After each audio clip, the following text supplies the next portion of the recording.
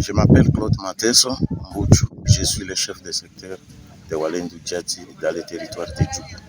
D'abord, nous avons accueilli très favorablement leur mission, d'autant plus que, vous savez, c'est une chose que nous avons rêvé et ça fait plusieurs jours.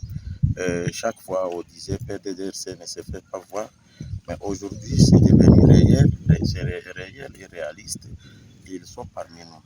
Des conseils qu'ils ont prodigués à travers leurs missions, à travers leurs plans d'action, a convaincu même les groupes armés avec qui ils ont parlé et nous-mêmes, on a vu que c'est vraiment intéressant.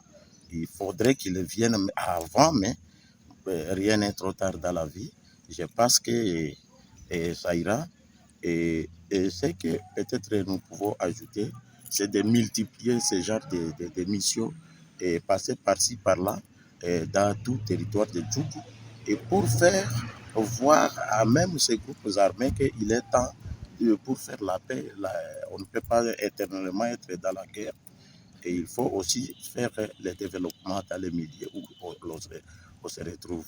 Nous, comme chefs des entités, nous avons l'aimable devoir d'accompagner l'équipe et ça c'est notre devoir régalien. Et deuxièmement, nous devons aussi étayer tout ce que dit le PDDRC partout dans notre itinérance et partout où nous passons.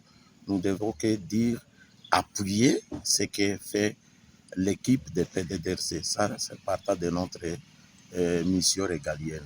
Nous sommes déterminés à accompagner la PDDRC. Voilà, et encore plus, le programme comme tel, c'est notre programme.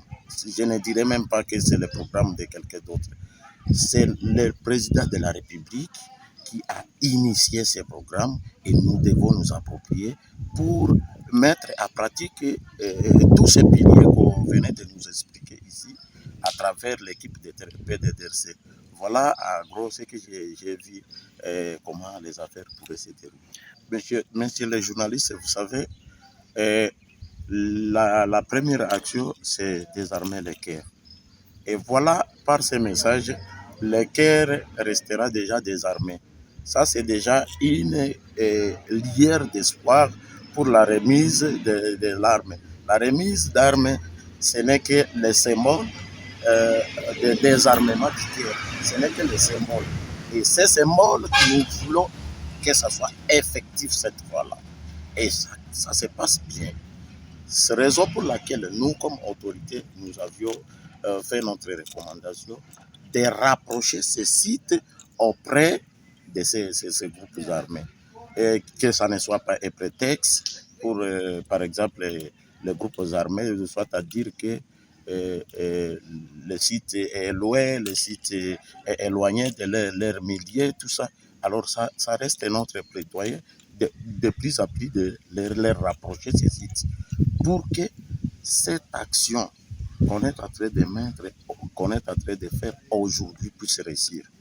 Même à l'époque, le fait que tous les armes n'étaient pas bien ramassées, et ça a fait qu'aujourd'hui, les mêmes armes puissent reprendre aussi des problèmes qui ne peuvent pas faire avancer les milliers. C'est émanant de cela.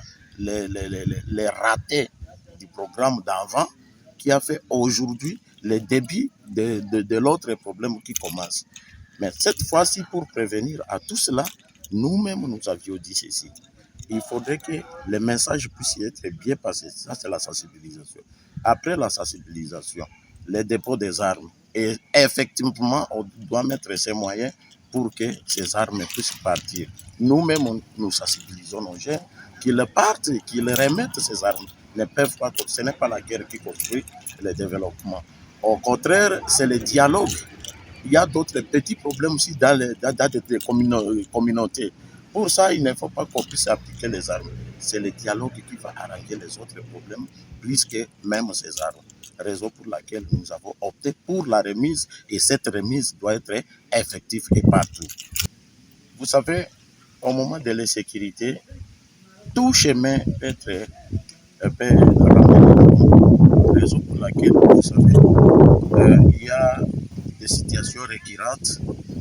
qui nous arrive, des tueries de militaires, des blocages, des routes par-ci, par-là.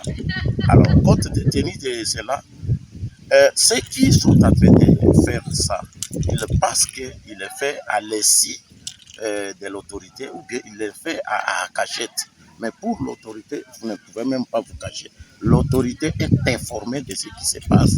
C'est comme cela que j'ai organisé ces grands meetings populaires. C'était pour informer l'opinion de tout ce qui ne va pas bien dans notre entité. Et citer les chats par son nom, qu'ils sachent qu'ils sont connus quand ils sont en train de commettre tous ces brebis-là, ils sont connus. Mais un jour arrivera peut-être quelqu'un qui se cache puisse être déniché à la lumière au clair de tout le monde.